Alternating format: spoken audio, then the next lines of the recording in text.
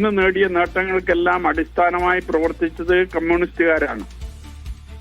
ഈ നേട്ടങ്ങൾ നിലനിർത്തണമെന്നെങ്കിലും അത് മുന്നോട്ട് കൊണ്ടുപോകണമെങ്കിലും LDF അധികാരത്തിൽ വരണം എന്നാഗ്രഹിക്കുന്നയാളാണ് ഇപ്പോഴും ഞാൻ.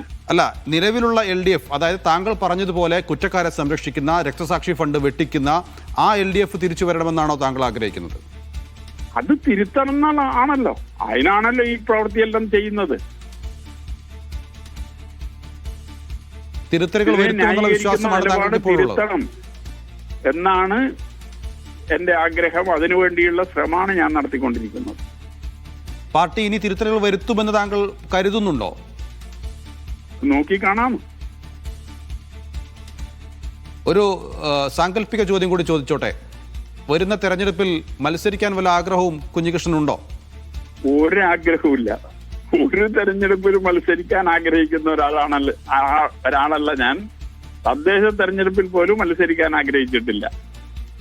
അല്ല, ഈ പോരാട്ടത്തിന്റെ ഒരു അറ്റം കാണാൻ തെരഞ്ഞെടുപ്പാണ് ഒരു വേദിയെങ്കിൽ അതിൽ മത്സരിക്കാൻ ശ്രമിച്ചുകൂടെ എന്നുള്ളതാണ് ചോദ്യം. അത് പുതിയ കാലത്തെ ഒരു രീതിയാണ്. പാർട്ടി നേതൃത്വത്തെക്കാൾ ജനപ്രതിനിധികൾക്കാണ് ഇന്ന് ജനങ്ങൾ വലിയ വില കൽപ്പിക്കുന്നത്. അത് പുതിയ കാലത്തിന്റെ മാറ്റാണ്. പഴയ കാലത്ത് അങ്ങനെയല്ല. അവ കാലത്തിന്റെ മാറ്റാണത്. കാലത്തിന്റെ മാറ്റം ഉൾക്കൊള്ളുന്നുണ്ടോ? ഉൾക്കൊണ്ടാലും ഇല്ലെങ്കിലും അതിങ്ങനെ സംഭവിച്ചുകൊണ്ടിരിക്കുമല്ലോ. ഓക്കെ.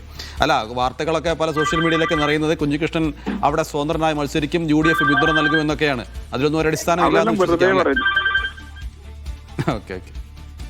ഓക്കെ, വളരെയധികം നന്ദി ശ്രീ കുഞ്ഞികൃഷ്ണൻ പ്രതികരിച്ചതിന്. സുനിൽ ഐസക് ചേരുന്നുണ്ട്. സുനിൽ ഐസക്, അല്പം മുമ്പ് കുഞ്ഞികൃഷ്ണൻ സംസാരിച്ചത് കേട്ട് കാണും. അദ്ദേഹം വളരെ ആരോപണങ്ങളിലെല്ലാം ഉറച്ചു നിൽക്കുന്നു. പാർട്ടി തിരുത്തുമെന്നുള്ള പ്രതീക്ഷ അദ്ദേഹം ഇപ്പോഴും പുലർത്തുകയും ചെയ്യുന്നു. തെരഞ്ഞെടുപ്പിൽ മത്സരിക്കാനൊന്നും അദ്ദേഹം തയ്യാറല്ല.